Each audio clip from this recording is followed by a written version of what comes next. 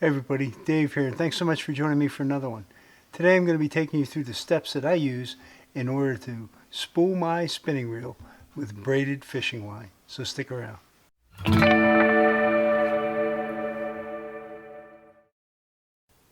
Alright, the first thing I'm going to do is I'm going to take the line off of my reel, and I found the easiest way to do that is just chuck in a screwdriver. And it has to be a Phillips though, or you won't get it off.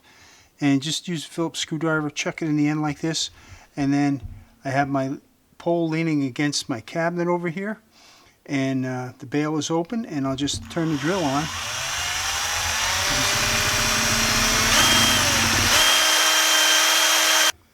Now I just take it out of the chuck, and I'll just work it right off, just like this. And there you go. I can take that and just toss it right in the trash. No fuss, no muss. So the easiest way I've found to put the line back on the reel is to just use a simple loop knot. Now, I've got this fly line backing, and because this is more visible, I'm going to use this to show you how it works. But basically, all you're going to do is you're going to take some line off, and then you're just going to make a simple loop like this. Now you want this loop to be long, because you want the knot to actually go through it. And I'll show you that in a minute. A lot of guys will tie it on and they'll do another knot, but it's hard to cut it then once it's inside the spool of the reel. So this way, what I do is I just make a nice loop like this, just lay it over, and then I'll just take this line and go through it one time. And I'll just work that down. Just looks like that. And so we'll just pull that back down. And that's what it looks like. Now we're left with this tag end. So instead of trying to cut it off inside the reel, what I do is I just take my pliers right here like this and just give it a snip. So let me explain to you why I use this type of a loop to fasten the line to my reel. I'm going to stick my two fingers through just like that, and I'm going to reach down and grab this line, and then I'm going to lift that over and pull it back, and I have what looks like a lasso. Alright, now this will work one way but not the other. So let me just stick my three fingers in here to represent the spool that it goes around. And if you notice, if I go around this way, it tightens, but if I go around this way, it just continues to spin. So remember I told you why you want this loop long is because you don't want this knot to hang up right there. You want it to actually be long enough to go through the loop like that. So the knot is outside this, and now, boy, that cinches right down. The harder you tighten and pull, the more that tightens on the spool. And that's why I use a loop knot rather than trying to do an overhand knot and another overhand knot. And this will always cinch. The only thing you have to do is you have to make sure that it spins with the reel. Okay, spinning reels will spin this way from the top. So when I put this on, I want to make sure that this loop end is facing to my left. And I'll just place that on like that. And now when I bring this down, you can see that tightens right up and it doesn't slip. Okay, and I can bring this back and just show you. It doesn't slip. It'll actually turn the spool. You can see it. Okay, so now that I've got it done with this to show you what it looks like, I'll switch over and use the mono. So I'm going to start adding braided line to my reel using this monofilament. And this is just a inexpensive Shakespeare 6-pound test. I'm just using this for a backing, and I don't know if you can see this, but I've already put in this loop, and you can see how big it is. It's probably 10 inches. And that's fine. The main thing is to keep your bail open. Now the other thing is when you're putting the mono on, you have to determine how it comes off, which way it comes off the spool. And I'll tell you why that is. If you look at the reel, I'll close this up, and you place the reel directly on top like this, okay, you'll notice which way the bail is turning here. Alright, it's going counterclockwise. So I'm going to want the line to come off counterclockwise. Alright, and because I want it to just come off and go on, and that gives me the least amount of memory. A lot of times you'll put it on backwards, and then when you open your bail, the line wants to all fly off. And that's the reason, is because you put it on backwards than what it's been put on here. So I determined which way the line comes off this spool counterclockwise, and I've had to flip it upside down in order to do that. So you can't always go by just saying keep the label up, because it doesn't always work that way. It depends on the manufacturer. I've also then taken my two-piece rod, and I've just taken the lower half, and now what I'm going to do is I'm going to take the loop that I've already put on the end here, just like I did on the yellow line, and I'm going to stick it down through the guide, and this is going to help me keep things together. And now I'm going to bring it on down, and I'm going to put it on the reel. Now it's just a matter of opening the bail, taking the line, reaching through with two fingers like we did before, and grabbing the main line, pulling it through. Now again, I'm going to keep my end of my loop here. I don't know if you can see this properly. The end of my loop, all right, I'm going to put that on to the left. And then I'm going to just loop it on like this, pull it back. Make sure the knot is on the outside right here. Now I'll just close the bail, and I can start reeling. So what I did is I took the spool and I just moved it up underneath the guide to make it easier. I slide my hand up here to create a little tension, and I just wrap. And that line will come off the spool and go right on the reel without much of a twist.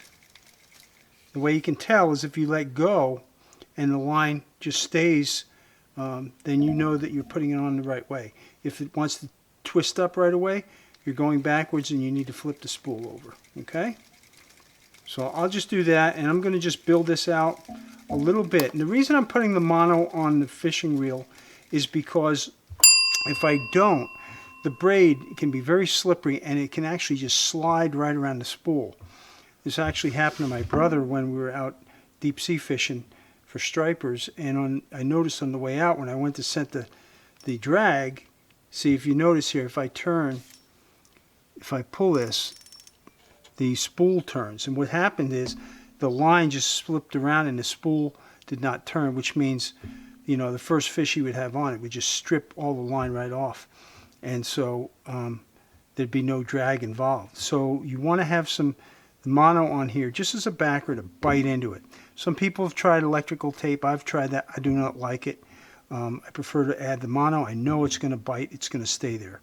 And so once I have on about a quarter of the spool, and the reason you want to build your spool up with mono too is to save the cost on the braid, because the braid is expensive and the mono is not. And so you build up your reel knowing that, you know, especially like a small reel like this for trout, I'll never use 100 feet of it. So, I mean, I can build this reel up, you know, a third of the way, and then I'll put my braid on, and then I'll add my leader to that. So once I'm done with that, I'll switch over and show you how to make that connecting knot. So the braid I'm using is Power Pro, and I'm using 10-pound test. Now, you may notice that I put 6-pound test mono on the reel, and it really isn't going to matter that much because I'm actually going to be fishing with a 4-pound leader. So whenever you think about braid size, what you can just think about is it being about 20% of the line diameter. So for instance, this is 10-pound test. It's got equivalent diameter for 2-pound test mono. So if you had 50-pound test, that would be approximately 10-pound test. It's actually 12, but it's very close. So if you figure, you know, 20%, this braid is actually going to be less diameter than my 4-pound test. And so it really isn't going to matter because both this and the braid will be stronger in line strength than the leader I'm going to be using. So, and that's what I'm going to set my drag to. Let me just say one more thing about braid is there are a ton of different braids out on the market, And you know what? Not all of them are tried and true. I like Power Pro. I'm not endorsed by them or anything, but I like them because they've been around forever. They have tremendous quality. I've used them in the past without issue or incident. And you know, sometimes you'll get a cheaper braid and the dye will come off, you know, or you know, the line will be rated for a certain poundage, maybe 30 pounds, and it breaks at 18. So, you know, I know Power Pro is proven, and I'd rather spend a little bit extra in that than lose a really nice fish. So, with that said, you're welcome to do whatever you want, but like I said, I whether it's Power Pro or Suffix or another top brand, you know, that's what I tend to go with, simply because of the factors I just shared with you. So let me show you about that connecting knot right now and how that works. All right, let me show you exactly how I put together this double uni knot. And I use this knot for joining together the mono and the braid, and also the braid and my leader. So let's have this multicolored paracord represent the mono and the solid represent the braid. I'm using paracord so that you can see it easier and get a better detailed view of things.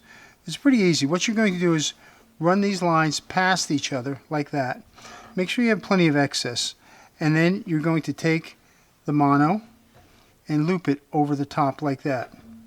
Now, holding these three lines together, you're going to take the tag end of the mono and just wrap it through the braid and the loop, just like this. And I'm only going to do this 3 times. I would normally do this about 7 or 8 times. And then what you want to do is you want to take the tag end of the mono and the main line of the mono, and you want to pull that down. And you can see what that does. And so I'll pull this down, let it cinch up. There we go, and that's what it will look like. Now this will actually move back and forth on the line, so you can see how it works. And so we'll slide that up. Now what I like to do is I like to flip-flop everything because I like working on my right hand side. Now I'll take the braid,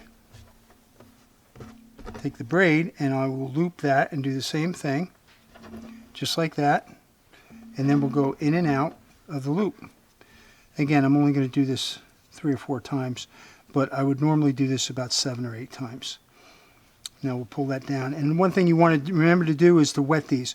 So what I'm pulling on is the braid and tag end and the braid main line. So I'll give that a tug. Now what I'll do is I will pull these both together.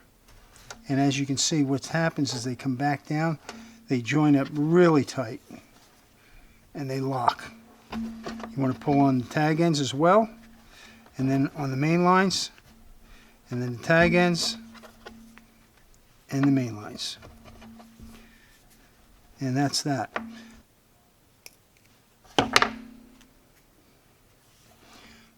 So with our tag ends snipped off, this is what we have left. It's a pretty smooth knot, and it's great for joining mono to braid. It's super strong, and the more you pull on it, the more it tightens, because it's sort of like an overlapping wrist lock like this. Not grabbing like that, but more overlapping, so it's really strong. So again, this is what I use for attaching my braid to both my mono and my backing on the line, and also to my leader. And hopefully that was helpful to you. And now let's finish up spooling the reel. Okay, now that I have the braided line here on the spool, I brought it through the guide, attached it to the mono, and started it around the reel here. Now it's just a matter of keeping some tension on it as I reel, and I turn the rod sideways so that the braid doesn't want to jump underneath the rod blank, and I'll just spool this. So as you can see right about here, I make it about 1/8 of an inch from the line to the edge of the spool. That keeps it on the line, but allows me for longer casts. Now it's just a matter of using the uni to uni knot to put on my 4-pound test leader, and I make that about 4 or 5 feet long, and I'm good to go. I can start fishing. Hey guys, thanks so much for hanging out with me today, and if you got something out of this video, and I hope it was helpful to you, I'd really encourage you to give it a thumbs up. And you know, if you're not subscribed to our channel, we've got a lot more content like this coming your way. So it's just a matter of clicking that button down there. It's free to do so. And make sure you hit that little notification bell and select all as well. That way you'll be up to date on all the videos as soon as they come out. So let me just leave you with this thought for the week. And that is this, that the reason we change fishing line, whether it's braid or mono, is because we know at some point it's going to fail us. And there's a lot of things in life that fail us.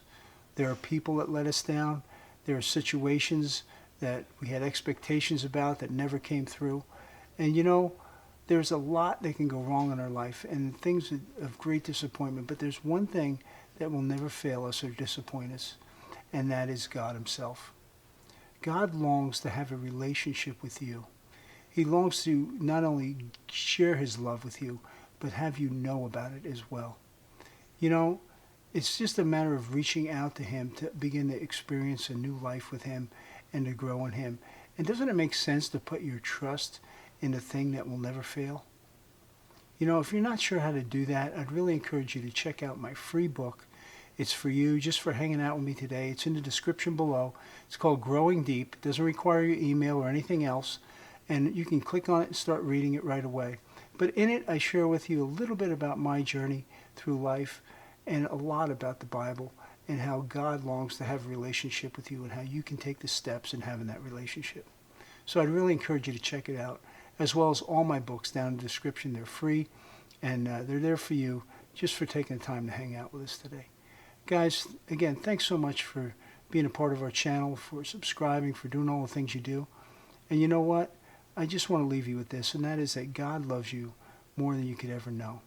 So until next time, make sure you get outdoors, and God bless.